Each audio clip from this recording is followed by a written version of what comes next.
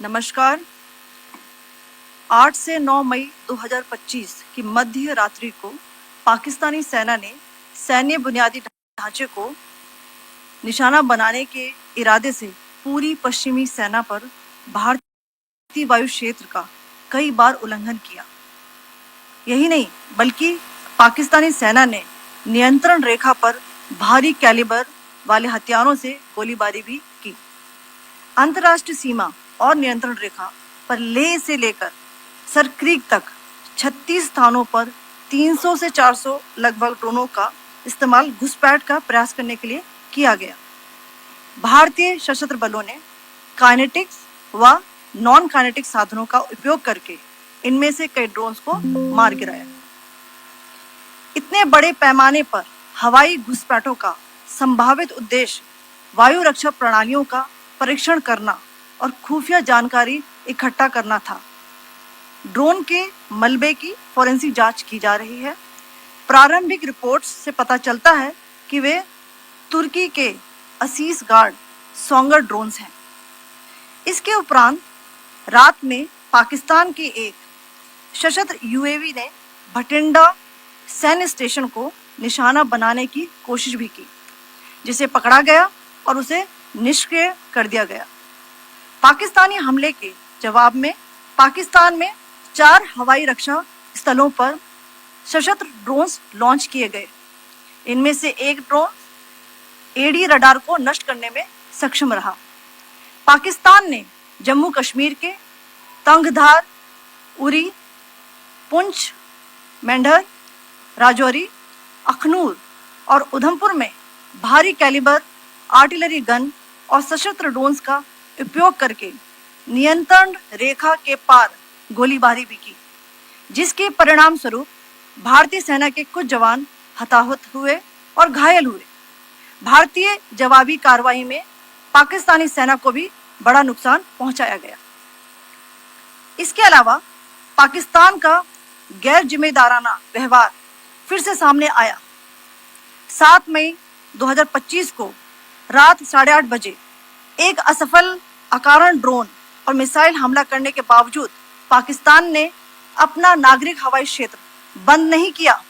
पाकिस्तान अपने नागरिक विमानों को ढाल के रूप में इस्तेमाल कर रहा है, जबकि उसे अच्छी तरह से पता है कि भारत पर उसके हमले से हवाई रक्षा की तीव्र प्रतिक्रिया होगी।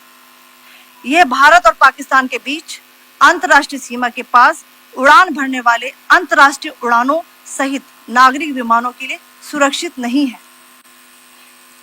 यहाँ स्क्रीन शॉट में पंजाब सेक्टर में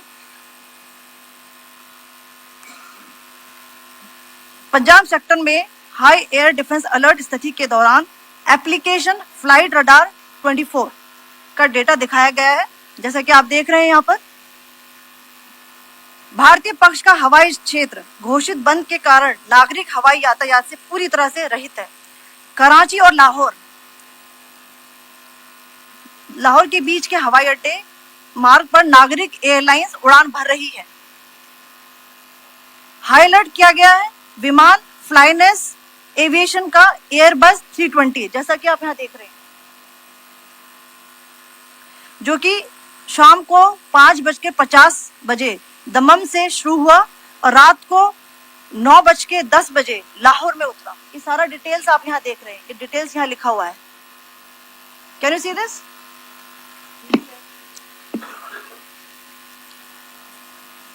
भारतीय वायुसेना ने अपनी प्रतिक्रिया में काफी संयम दिखाया और इस प्रकार अंतर्राष्ट्रीय नागरिक विमान सेवा की सुरक्षा सुनिश्चित की। धन्यवाद। जय Hind. So, good afternoon to you all. On the intervening night of 8th 9th May 2025, Pakistan military carried out multiple violations of Indian airspace along the entire western border with an intent to target military infrastructure. Pakistan military also resorted to firing of heavy caliber weapons along the line of control. Along the international border and line of control, drone intrusions were attempted from Leh to Sar Creek at 36 locations with approximately 300 to 400 drones. Indian Armed Forces brought down a number of these drones using kinetic and non-kinetic means. The possible purpose of these large-scale aerial intrusions were to test the AD systems and gather intelligence. Forensic examination of the drone debris is being undertaken. Preliminary reports suggest them to be of Aziz Guard Songa drone of Turkey. Later in the night, an armed UAV of Pakistan attempted to target Bhatinda military station, which was detected and neutralized. In response to the Pakistani attack, armed drones were launched at 4 air defense sites in Pakistan. One of the drones was able to destroy an AD radar.